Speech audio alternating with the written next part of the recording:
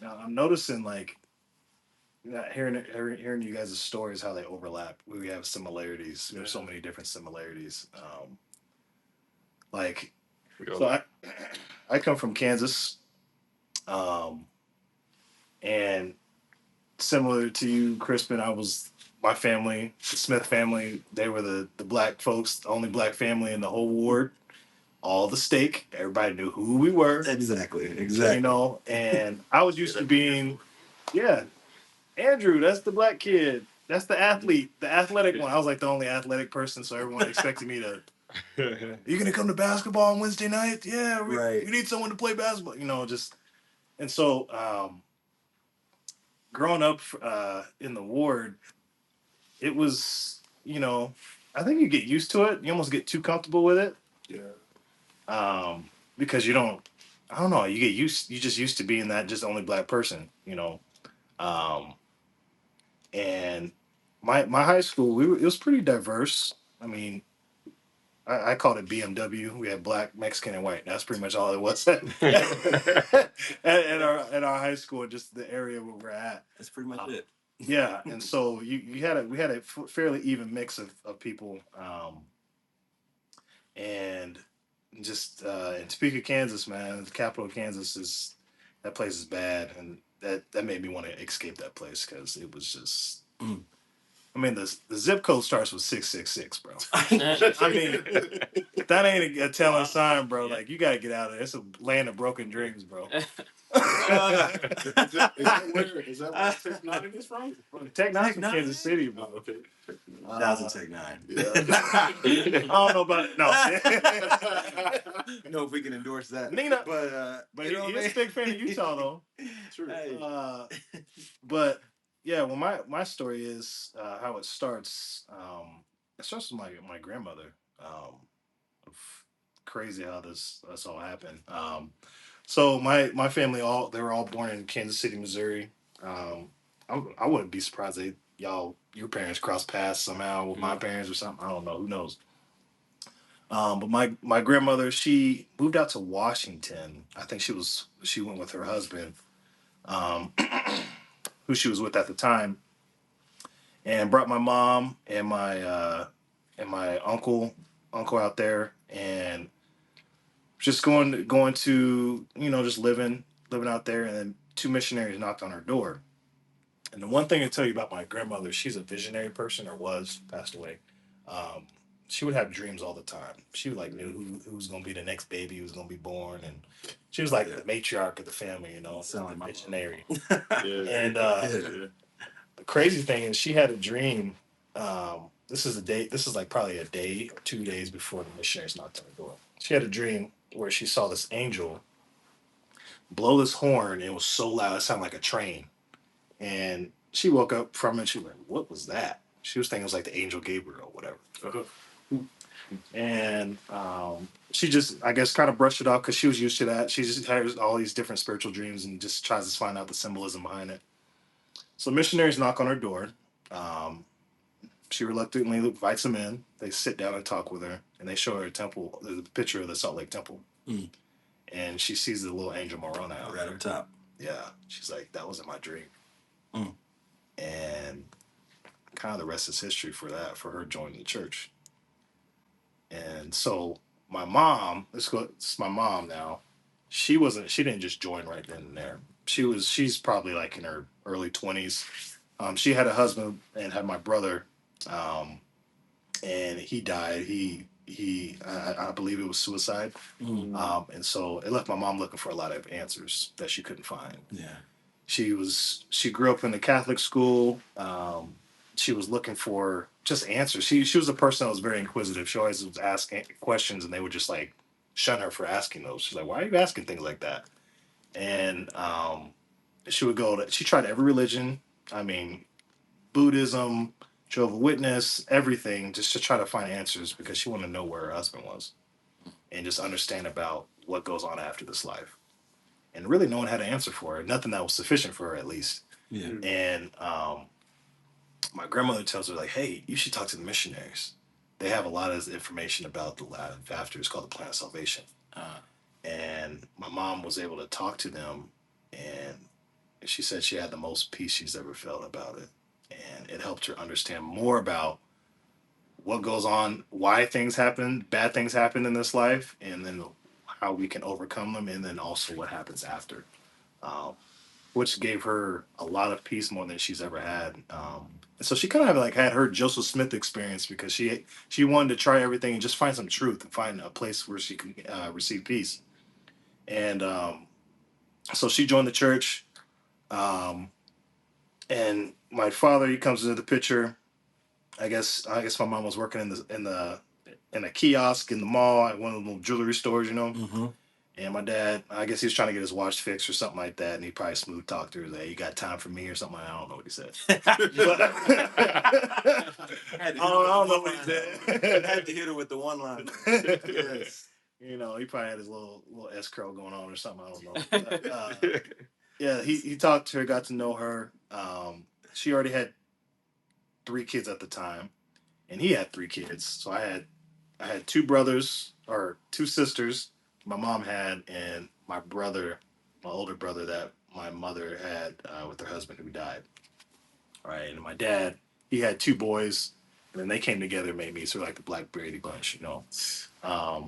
And so they were together for.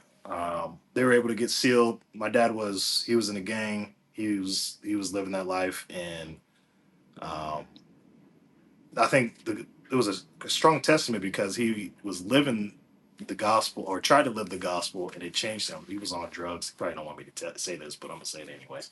He was on drugs at the time, but he became clean, and he was able to overcome that and be able to join the church, and he was able to get sealed. He was someone I really looked up to, at the time, and I think they were together for about 8 or 9 years, and then they got divorced. And so I'm 9 years old. My parents are split up. Um, I'm in this dynamic now where I'm trying to be with my dad and then live with my mom, and it's became a really nasty divorce because everyone's trying to fight for custody. And then also I'm learning about this thing about families could be together forever. And so how awkward is it now? The only black family that's in the whole state that everybody knows is now split up and has to go to the same ward. Oh, And so someone's got to give. yeah. So my mom stayed in there, and my dad eventually faded out, um, which was really really tough for me because I was like, Dad, man, like you shared the gospel to everybody. You like you was the man. Like I thought you was the dude, man. You know. Obviously, everybody has imperfections. I wasn't aware of that. I just seen a dude, for what he is as a father. But um, and then with that, I don't know if it became with shame or it was with what happened and people knew about our family where he just he kind of just took his step back. I don't know all the exact details about that where he just decided to just deuce throw up the deuces and I really didn't even see him again. I don't know if it's like I've been thinking about this for a while. I'm like, is it harder not having your dad from the beginning or have him and then have him leave? And Can I say something on that? yeah, I share this exact same experience with you because I think how old were you I when was like nine, nine, nine? 10. So I was probably about five, Mm. 5 or 6 when all this was happening. But as far as like, because when my parents they were in the temple, right, sealed in the temple, married, Yeah, and then like your mom stayed and your dad left. For me, it was like both parents just completely fell away, mm. and That's maybe it's that thing where maybe a little bit of shame comes in because yeah, you know the gospel is supposed to be a certain way, yeah, and then something like this happens that's so life changing, and maybe they just kind of go like rather than sticking to the rod, right? They just kind of wander off because the certain expectations aren't met yeah. or wasn't met, Yeah. you know. But personally, because you asked the question, is it better to lose, that father figure early or later? For me, I would say it affected me a little more because I was younger. Yeah. So if I was older, like my brother's age, Mm. it affected him a lot worse than it did me because he understood a lot more. Where I was younger, like I had my parents together. I saw them together, but I didn't quite understand the whole everything. dynamic, the Right? whole Yeah. So that dynamic. context of it. So not knowing as much kind of helps me a bit, but it still sucks. You know, Yeah. growing up without a father figure because Yeah. had no one to just like that father figure to teach me how to tie a tie or Right. ride a bike or just those things a father should be there for. Right. And you're gonna say No. no, man. I mean, because I ain't gonna call him out. Like, there's so many things I could say, but Yes. but I mean, Don't do it to him. yeah, I ain't gonna do it to Don't. that. He's gonna watch you. He's gonna watch all this. But I mean, he definitely he was in and out. You know, like he tried to be present, but then he wasn't at the same time. You know, Yeah. he tried to fight for custody and try to keep me there. And as a kid, and growing up into a teenager, I think you naturally want to rebel because of how your life is feeling and things aren't just ideally how you want them to be. Right. So yeah, I was definitely a rebel. I definitely kept it on the low. A lot of people weren't aware of it. Um, but yeah, I was out there, and one of the one of the biggest turning points, because I think it was my young men's advisor. I don't know what they called him at the time. He was probably my saving grace, man, because he saw that I was drifting away. He knew that I was barely wanting to go to church. I think my mom was probably raising an alarm anyway, probably telling the bishop about my son is just, I don't know. I think he's not gonna do anything. I don't want him to turn out like the people around this place, the type of friends I was hanging out at the time. I didn't really have bad friends, but there was influences that weren't that were contradictory to the gospel, obviously, and so um, I think if it wasn't for him, I probably, dude, I honestly don't know where I'd be at Hmm. because like he would always ask me, Andrew, you gonna go on a mission? I'm like, man, I ain't even worthy to go on a mission. What are you talking about? I ain't on a mission. I'm a long way away. I mean, maybe, you know, and I had to really do some soul searching because I'm like, am I really gonna go away for 2 years and talk to people I don't even know if I really even believe in? And to me personally, I can't even sell something to something I don't believe in. Like I had to really even think about. I'm like, man, is this something I really want to do? Because I was like, basketball was y'all's thing. Like football was my thing. I had dreams that I wanted to go to the NFL. Everybody has that little childhood dream, and I was getting all this notoriety in sports in high school, and I was like, man, I want to go play college, be a receiver, and so the thought was, okay, you're gonna go on a mission, or you're gonna try to pursue the world. And I chose the mission, but the thing was, I had to get that testimony for myself, and um, I definitely took it to the test. I read different stories about people who were able to do both. They served a mission and then able to exceed in sports and whatever, and all those things. Um, but it definitely took me getting on my knees and actually praying and asking. I'm like, is this true? It didn't come to me just like I thought it would. Like I say in the stories or what people would say. Oh, instantly knew. I just got this warm, fuzzy feeling in my heart. No, it took a minute. Like I was continually praying. It wasn't something that just comes instantly. But once I knew, and I knew I had to go. And I'm so grateful for that moment. I remember exactly where I was. I was downstairs, kneeling on my bed, man, and I always think about, I'm like, if I didn't humble myself to ask, where would my life have been right now? Like, what direction where I'd be at? Because my mission was literally the pivot point for my life, dude. Everything I have right now, everything I've experienced, all the blessings I have, I literally can say it was because of my mission. The people I met, the inspiration to move out here, I had some mission companions like, dude, come stay out here. I know you ain't got no place to go out, man. You could just lay on the floor where I'm at. I'll it's just I was sitting on the mattress, bro. Three dudes in one room, mattresses on the floor, bro, just so I can get out here.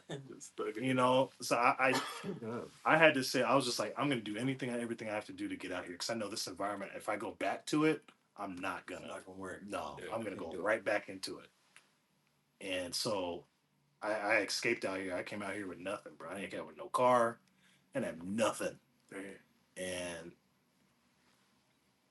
everything, man. I was able to meet my wife. We dated for a year. We got married in the Provo City Temple like 2 weeks after it opened. Oh wow. Okay. Yeah, we got lucky. You got married. Yeah. You got married there too? Yeah. Provo City? Yeah. Okay. No, that was special. Yeah, it was amazing. And just everything, things I never thought could imagine. I imagined it could happened. You know, Mhm. I didn't say my life was a fairy tale. I mean, life's still hard right now, but it's a lot easier because I strive to live the gospel. You know, Yeah. and strive to do what I know is right instead of just trying to kick against what I know is best for me. And so it's definitely been a blessing, but my story and the things I have experienced have definitely been anchors for me and gave me stepping stones because sometimes people can look at your experiences as like my dad, like, okay, my dad wasn't the best dad. He wasn't always there for me. Like the dude was living a few blocks from me and I didn't even know it. Like that's hard when you find that out. But maybe his example taught me of what I needed not to be. Mhm. You know, you can. It's how you choose to look at it and how you choose to use that perspective. Because I know, like, I always pray for him. I'm like, I hope you could just be in my life, just be there. But sometimes we may be the ones that we're praying for. We need to be, you know. Yeah. Um, and so that's been a really big thing for me is just the trials that we go through. It's either to bless someone else or to bless you to help you become a better man, you know. And so that's just a little bit about of Andrew Smith's story, but I think there's always more that we can go to. I'm just freestyling off the top of my head. Some of No, no worries, man. That was good. yeah. No, that's good.